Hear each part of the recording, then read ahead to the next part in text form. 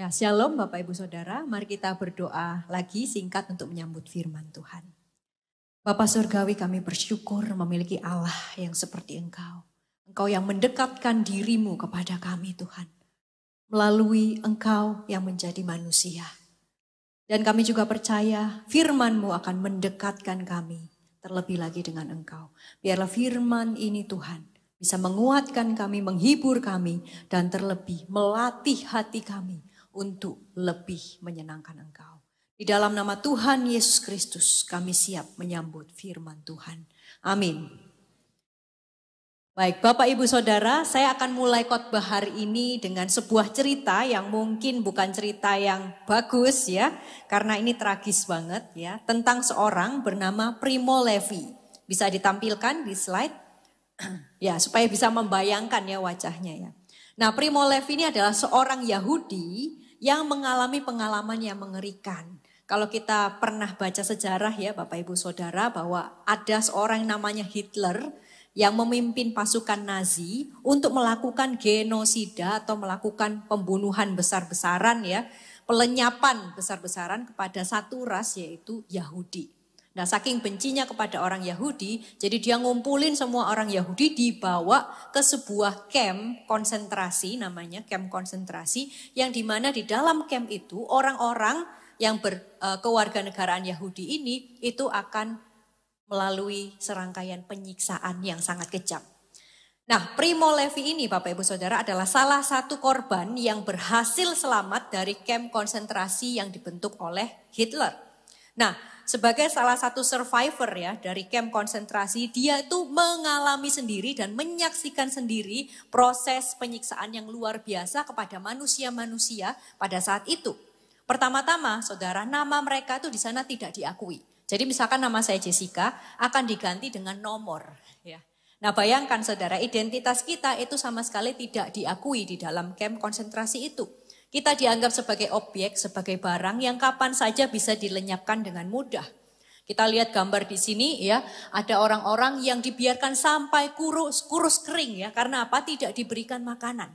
Dibiarin aja kayak gitu sampai sekuat mereka, mati ya mati aja gitu ya. Makanan seadanya dan mereka dibiarkan kedinginan, tidak diberikan pakaian. Dan setiap hari mereka diharuskan untuk bekerja paksa di situ. Mereka selain itu disiksa oleh para tentara dan dibunuh tanpa alasan yang jelas.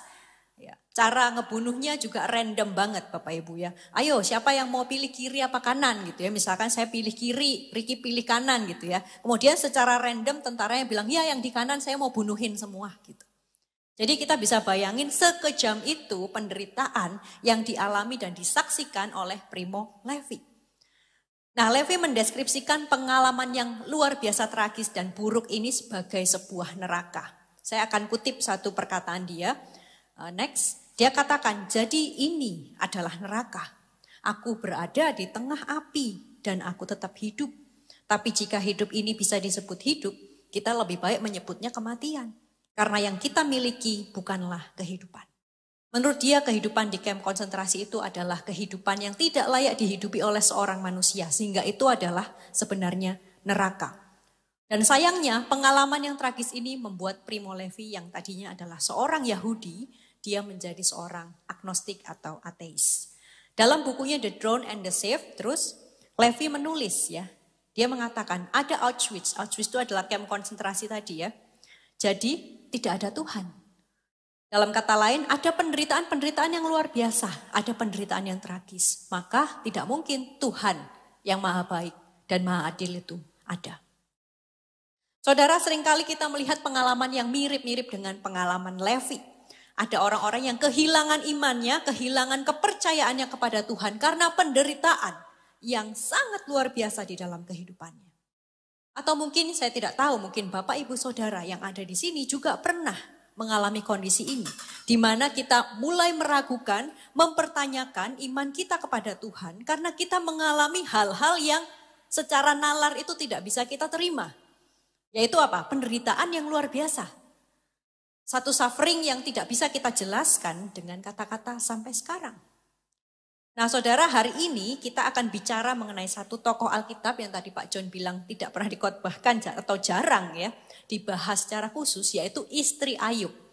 Kita tahu ya, Ayub adalah seorang saleh yang dicobai oleh Tuhan dengan penderitaan yang luar biasa. Jika kita berbicara mengenai istri Ayub, mungkin yang terngiang atau yang terpikirkan dalam pikiran kita adalah konotasi yang negatif. Bagaimana tidak? Di dalam Ayub pasal 2 ayat 9, istrinya mengatakan seperti ini kepada Ayub yang sedang menderita. Masih bertekunkah engkau dalam kesalehanmu? Kutukilah Allahmu dan matilah. Gimana saudara? Jujur, kalau dengar ayat ini kira-kira konotasinya negatif atau positif? Negatif gitu ya, kayaknya kok gitu banget ya. Tapi hari ini kita akan mencoba menyelami hati istri Ayub. Kenapa ya? Kok kira-kira dia mengatakan hal seperti ini? Saya akan jelasin konteksnya dulu dalam kitab Ayub, Bapak Ibu Saudara. Dalam kitab Ayub pasal pertama dan kedua, kita melihat bagaimana Ayub, seseorang yang saleh, dia itu diberkati luar biasa dengan kekayaan dan juga keluarga besar yang harmonis, yang bahagia. Dia punya anak-anak, semua mereka bersukaria. Tapi suatu hari Allah mengizinkan dia untuk menghadapi satu penderitaan yang sangat berat. Semua harta bendanya hilang dalam sekejap dan semua anak-anak semua ya, semuanya meninggal anak-anaknya. Dan ia sendiri menderita satu penyakit misterius ya, penyakit kulit yang luar biasa sakit dan mengerikan. Nah saudara, sampai pasal 2 ayat 8 Alkitab hanya mencatat respons dari Ayub saat menghadapi penderitaan tersebut. Tentu Ayub sebagai seorang yang saleh, dia bertahan dalam imannya kepada Tuhan. Barulah di ayat yang ke-9 tiba-tiba diceritakan tentang respon istri Ayub. Yang dianggap oleh banyak orang sangat kontras dengan respon Ayub. Kutukilah Allahmu dan matilah. Nah siapa sih sebenarnya istri Ayub? Saudara, sebelumnya di Alkitab sama sekali tidak diceritakan mengenai istri Ayub. Bahkan sampai kitab Ayub ini selesai, tidak pernah ada sebuah gambaran yang 100% jelas mengenai siapa istri Ayub. Namanya saja tidak pernah tahu kita sampai sekarang ya. Hanya disebutnya istri Ayub. Dalam tradisi penafsiran Yahudi atau Midras dan Talmud Yahudi, istri Ayub itu beberapa kali disinggung. Kenapa saya singgung Yahudi? Karena tradisinya sama ya. Yahudi, Kristen, Islam, ada semua cerita tentang Ayub. Nah di dalam kitab Yahudi itu penafsir-penafsir menyebut nama dari istri Ayub adalah Siti. Ya. Tapi ada juga beberapa tafsiran lain mengatakan bahwa istri Ayub itu sebenarnya adalah Dinah. Kalau kita ingat dalam kitab Kejadian, Dinah itu adalah anak Yakub dan Lea yang sudah pernah mengalami penderitaan diperkosa oleh Sikem. Tapi akhirnya Simeon dan Lewi membunuh Sikem. Ya, dan akhirnya Dinah menikah dengan Ayub. Tapi bagaimanapun itu semua adalah penafsiran ya, di mana itu masih spekulatif. Kita hanya ingin mengambil poin sederhananya aja, yaitu apa? Istri Ayub itu adalah seorang istri dan seorang ibu yang diperhadapkan dalam penderitaan tiba-tiba yang luar biasa, merenggut hatinya, merenggut dunianya. Nah saya mencoba melihat dari perspektif seorang perempuan yang adalah istri dan ibu. Apa yang dialami sih oleh istri Ayub sampai keluar kata-kata seperti itu? Yang pertama yang dia alami adalah dia kehilangan orang-orang terkasihnya secara mendadak dan tragis. Ayub 1 ayat 18 sampai 19. Saya bacakan, sementara orang itu berbicara, datanglah orang lain dan berkata, anak-anak tuan yang lelaki dan yang perempuan sedang makan-makan dan minum anggur di rumah saudara mereka yang sulung. Maka tiba-tiba angin ribut bertiup dari seberang padang gurun, rumah itu dilandanya pada 4 penjurunya dan roboh menimpa orang-orang muda itu sehingga mereka mati. Saudara, kalau kita adalah seorang ibu ya, kita mengandung anak kita selama 9 bulan lebih, kemudian melahirkan, kita urusin dengan baik ya. Suatu hari dia izin, mama saya mau ke mall ya, jalan-jalan sama temen. Oh boleh silakan ya. Tiba-tiba mallnya roboh. Kemudian anak kita semua meninggal.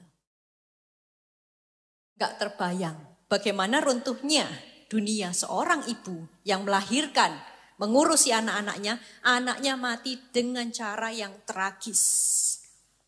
Kalau saya ingat itu ya, aksi Kamisan itu ya, ada ibu-ibu yang sampai sekarang masih memperjuangkan keadilan buat anak-anaknya yang hilang pada Mei 1998. Bagaimana seorang ibu menerima bahwa anaknya diambil paksa tanpa keadilan itu sangatlah luar biasa.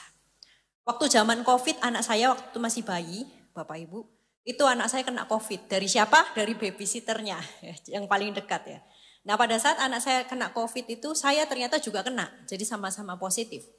Tapi saat itu yang saya pikirkan hanyalah gimana ya nasib anak saya. Saya udah nggak khawatirin diri saya sendiri. Saya hanya mikir, wah ini anak kalau meninggal ya. Karena waktu itu COVID-nya masih zaman-zaman yang kuat gitu ya Bapak Ibu ya. Saya takut sekali. Bagaimana kalau anak ini diambil oleh Tuhan. Saya nggak membayangkan perasaan sedih dan khawatir yang saya rasakan itu mungkin cuma seujung kukunya dibanding kesedihan istri Ayub yang kehilangan semua anak-anaknya dengan cara yang begitu tragis. Dia kehilangan dunianya, yaitu anak-anaknya. Dunianya telah runtuh mendengar anak-anaknya meninggal. Dan yang kedua, saudara, apa yang dialami istri Ayub? Yaitu ketidakberdayaan di hadapan penderitaan orang yang dicintainya. Ayub pasal 2 ayat 7-8 mengatakan, kemudian iblis pergi dari hadapan Tuhan. Lalu ditimpanya Ayub dengan barah yang busuk dari telapak kakinya sampai ke batu kepalanya. Nanti saya jelasin dikit ya apa itu penyakit barah.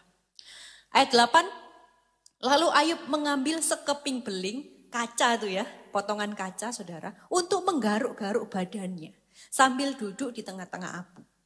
Pasal 7 ayat 5. Ayub berkata, tubuhku diselubungi dengan belatung dan pecahan tanah. Kulitku pecah-pecah dan bernanah. Saudara kembali ke istri Ayub. Biasanya ibu-ibu di sini istri-istri ya. Kita itu berperan ya dalam keluarga sebagai caregiver. Kita yang tahu ya suami anak-anak kita mesti makan yang sehat. Ya pakaiannya harus rapi, semua harus beres supaya suami dan anak-anak kita itu bisa hidup dengan sehat. Ya. Setidaknya itu pandangan tradisional. Nah saat itu Ayub menderita sakit penyakit yang sangat mengerikan. Di sini dikatakan sebagai penyakit barah. Apa sih ciri-cirinya penyakit barah? Supaya Bapak Ibu tahu ya betapa mengerikan penyakit ini. Ciri-cirinya gini, dia gatel, dia sakit banget, isinya itu nanah ya, jadi kayak bisul-bisul gede. Dan dia itu mengelupas lama-lama, terus busuk. Makanya tadi dikatakan ada belatung-belatung di situ ya. Dan rasanya itu panas. Bapak Ibu bisa cek dalam Ayub 30, ayat 30 tuh sampai kulit-kulitnya Ayub tuh busuk. Nah, penafsiran terhadap penyakit barah biasanya disamain sama kusta. Padahal ciri-cirinya sama sekali berbeda. Jadi penelitian mengatakan bahwa mungkin itu adalah sebuah penyakit kulit di mana bisul yang besar itu tumbuh dan menyebar dari ujung kepala ke ujung kaki. Disertai dengan demam dan juga sangat menular.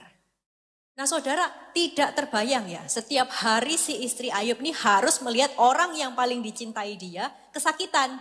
Suami kita aja mungkin kalau di rumah lagi sakit flu aja kadang teriak-teriak ya gitu ya. Biasanya gitu laki-laki katanya kan.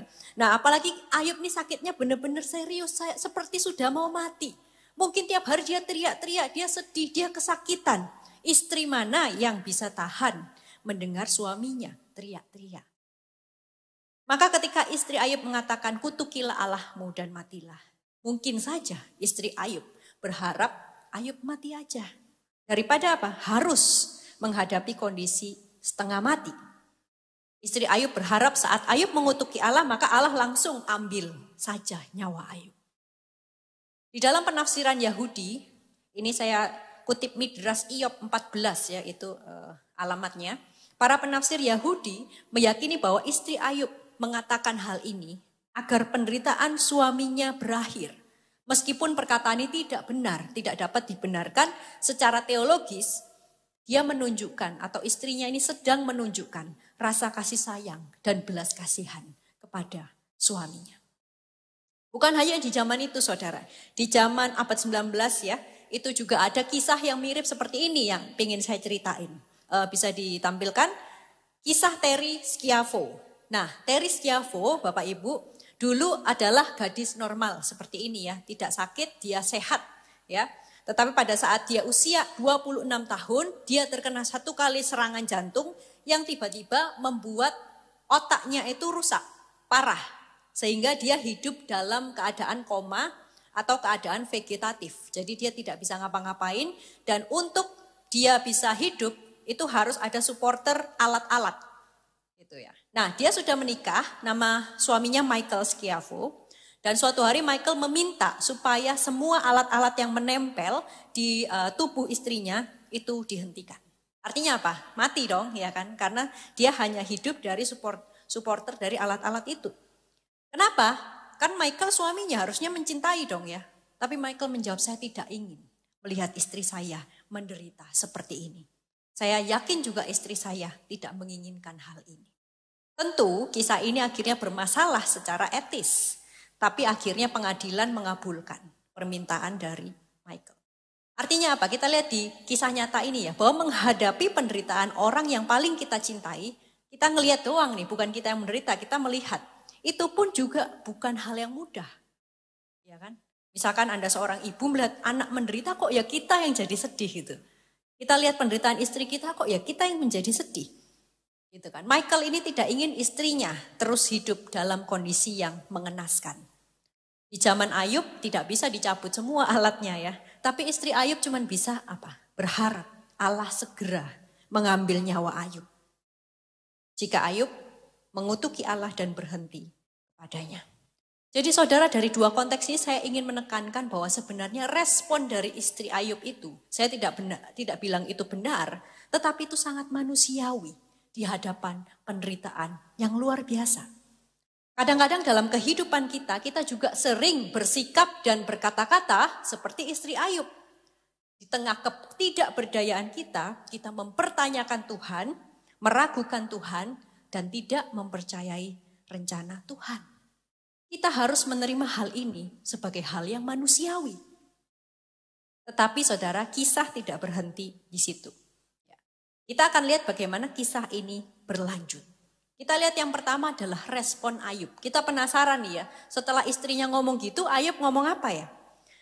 Ayat yang ke-10, tetapi jawab Ayub kepadanya, engkau berbicara seperti perempuan gila. Nanti saya akan kasih tahu gila ini apa tafsirannya ya. Apakah kita mau menerima yang baik dari Allah, tetapi tidak mau menerima yang buruk? Dalam kesemuanya itu Ayub tidak berbuat dosa dengan bibirnya. Dalam tafsiran tradisional dikatakan bahwa istri Ayub itu seperti setan katanya. Seperti dipakai oleh iblis untuk menjatuhkan iman Ayub. Kalau kita mengikuti penafsiran tradisional itu, wah rasain ya kamu ya istri Ayub ya. Sampai Ayub mengatakan seperti ini ya, rasain memang wajar ya seperti itu. Karena kita berpikir bahwa respon Ayub itu adalah marah-marah dan merendahkan istrinya. Tetapi kita melihat di sini bahwa setelah Ayub berkata seperti itu, ternyata tidak lagi diceritakan lebih lanjut ya. Respon istri Ayub gimana habis Ayub ngejawabin tadi. Tetapi kita juga tidak pernah dapat menyimpulkan bahwa istri Ayub ngambek, packing barang, kemudian pergi minggat dari rumah. Di dalam tradisi Yahudi maupun Islam, tadi saya jelaskan mengapa harus dari tiga tradisi, karena tiga-tiganya ceritanya mirip ya. Tidak diceritakan bahwa istri Ayub pergi atau meninggalkan Ayub. Demikian pula dalam tiga tradisi ini tidak ada yang menceritakan bahwa Ayub menikah lagi dengan istri yang lain. Terlebih tradisi Islam meyakinkan bahwa istri Ayub itu tetap mendampingi Ayub sampai mendapatkan pemulihan. Nah, saudara, jadi kita lihat di sini bahwa respon Ayub yang keras itu adalah untuk menyadarkan istrinya bahwa mereka tetap harus setia kepada Allah. Sekaligus Ayub ingin berkata, aku tahu kamu khawatir, aku tahu kamu gak tahan lihat aku menderita. Tapi I'm okay, aku gak apa-apa. Yuk kita berdua sama-sama teguhkan iman kita bersama. Dari iman mereka berdua kita belajar. Yang pertama, iman Ayub dan istrinya adalah iman yang bertahan. Atau iman yang stay. Kalau kita mikir gini Bapak Ibu, apakah iman Ayub itu lebih bagus, lebih hebat dari istrinya? Enggak juga Bapak Ibu. Karena kalau Bapak Ibu baca dalam Ayub pasal yang ketiga ayat 3-10, tidak lama kemudian Ayub pun marah dan mengutuk hari kelahirannya. Artinya apa? Imannya Ayub juga sama, jatuh bangun juga di hadapan penderitaan. Jadi iman Ayub dan istrinya di hadapan penderitaan itu naik turun, menghadapi pergolakan. Tetapi yang jadi pertanyaan, apakah iman itu hilang? Tidak. Iman yang jatuh bangun tetap adalah iman. Dan iman itu bertahan. Iman itu stay. Kadang-kadang Bapak Ibu Saudara dalam penderitaan kita yang kita alami saat ini. Bukan iman yang besar yang kita butuhkan. Tetapi iman yang bertahan atau stay. Dan Bapak Ibu ada di sini. adalah bukti iman Bapak Ibu masih stay. Kalau enggak, sudah menjadi mungkin orang yang tidak percaya Tuhan. Tetapi iman Ayub dan istrinya bukan hanya iman yang stay, tetapi stay together. Stay together. Ayub memang sempat menegur istrinya, tapi dia tidak mengusir atau memaki-maki istrinya, apalagi KDRT ke istrinya. Diterangkan dalam ayat ini bahwa Ayub tidak berbuat dosa dengan bibirnya. Artinya apa? Dia menyampaikan fakta. Dia tidak tambahin bumbu-bumbu untuk menyalahkan istrinya, ya kan? Untuk memaki-maki istrinya, bukan marah-marah secara membabi buta. Nah, tafsiran perempuan gila dalam bahasa aslinya gila itu ya Bapak Ibu Saudara, bukan gila nggak waras gitu. Tapi lebih kepada tidak bijaksana. Jadi hei kamu perempuan yang tidak bijaksana, masa kita mau menerima yang baik saja dari Allah tapi nggak yang buruk? Jadi di sini konteksnya Ayub itu nggak sedang memaki ya. Nah, sedangkan bagaimana dengan istri Ayub? Istri Ayub juga telah ditegur oleh suaminya, dia tidak minggat dari rumah. Ia mau mendengarkan suaminya dan tidak meninggalkan Ayub. Iman mereka stay together. Refleksi saudara, dalam kehidupan keluarga. Kita yang sudah berkeluarga tentu tahu ya, kalau suami, istri, anak menderita, salah satu anggota keluarga menderita, pasti semuanya ikut menderita. Ya, karena keluarga itu adalah satu kesatuan. Contoh, suami di PHK, istri juga pasti ikut pusing ya, belanja gimana ya. Anak juga pusing, uang sekolahku gimana. Seringkali ini juga menjadi sebuah konflik dalam keluarga dan tidak jarang keluarga yang berujung dengan perpisahan, perceraian. Karena apa? Karena faktor dari luar, penderitaan. Begitu juga banyak kisah pasangan yang anaknya meninggal atau kehilangan anak. Itu juga akhirnya bercerai. Kenapa? Karena pasangan itu bisa saling menyalahkan karena sebuah kejadian yang terjadi atau kecelakaan. Di sini saudara Ayub tidak menyalahkan istrinya dan ini kontras dengan kejadian di Taman Eden antara Adam dan Hawa ya. Adam bilang apa? Ini nih yang salah nih, perempuan yang kau tempatkan di sisiku nih yang salah.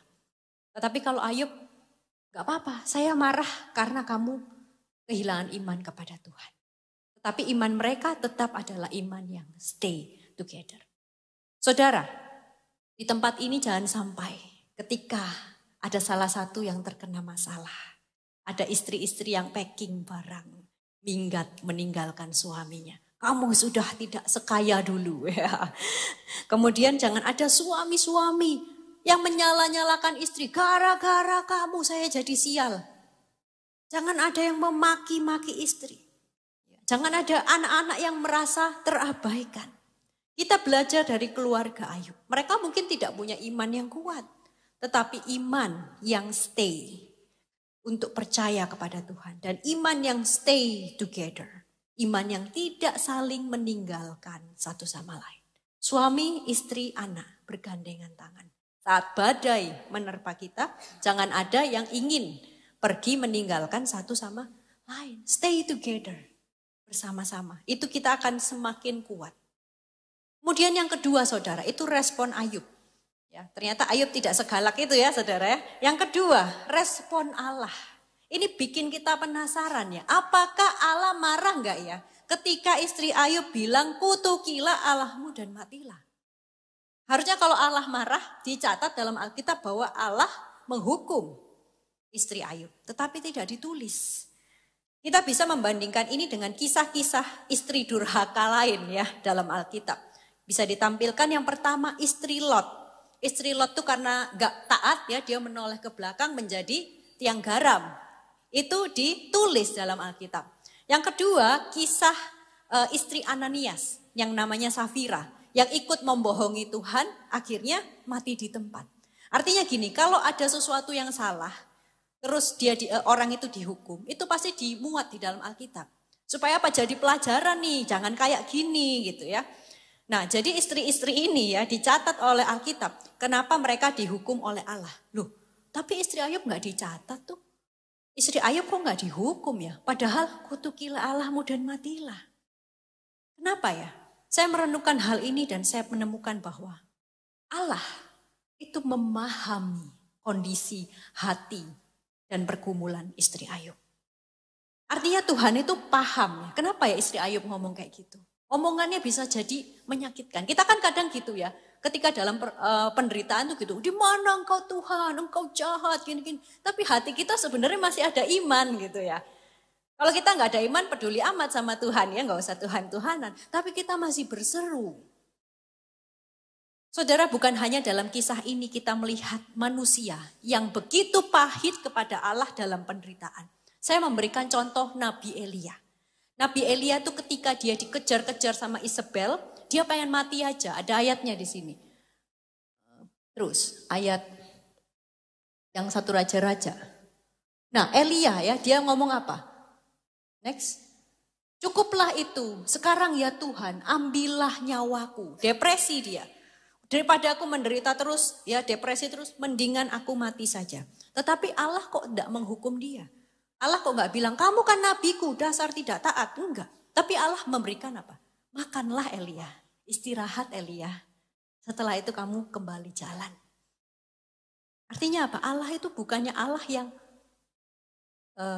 yang benar-benar alien gitu ya. Atau tidak memahami penderitaan manusia. Dan bukti paling kuatnya apa? Dalam perjanjian baru. Di mana Allah sendiri menjadi daging dan merasakan utuh penderitaan manusia. Ketika Yesus Kristus lahir, dia merasakan semua penderitaan manusia dari dihianati, ya dari dibohongi, dari dihina, dan bahkan disiksa mati secara penghinaan di atas kayu salib. Allah kita adalah Allah yang memahami penderitaan manusia. Next, ada ayatnya. Next. Ya, Ibrani 4 ayat 15. Sebab imam besar yang kita punya bukanlah imam besar yang tidak dapat turut merasakan kelemahan kita. Tadi lagu yang dinyanyikan adalah Allah itu dekat. Tidak jauh, bahkan dekat. Itu betul. Kenapa Allah dekat? Kenapa kita yakin Allah dekat? Karena dia berinkarnasi, dia menjadi manusia dan dia mengalami penderitaan yang kita alami. Saya rasa tidak berlebihan jika kita bilang Allah berempati dengan kita dalam penderitaan kita. Ketika kita menangis, apakah Allah tertawa, rasain? No. Allah turun ke dunia supaya bisa merasakan penderitaan kita. Supaya apa? Ketika kita menderita, dia bersama-sama dengan kita. Amin. Itu yang kita nggak dapati di agama lain. Hanya di agama Kristen Tuhannya sendiri turun dan menderita.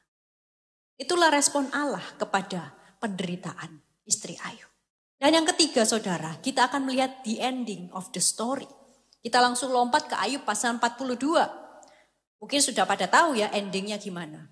Ayat 12 sampai 13. Tuhan memberkati Ayub dalam hidupnya yang selanjutnya lebih daripada dalam hidupnya yang dahulu. Ia mendapat 14.000 ekor kambing domba, 6.000 unta, 1.000 pasang lembu, 1.000 ekor keledai betina. Dan ia juga mendapat 7 orang anak laki-laki dan 3 orang anak perempuan. Wah, endingnya kayak bagus gitu ya.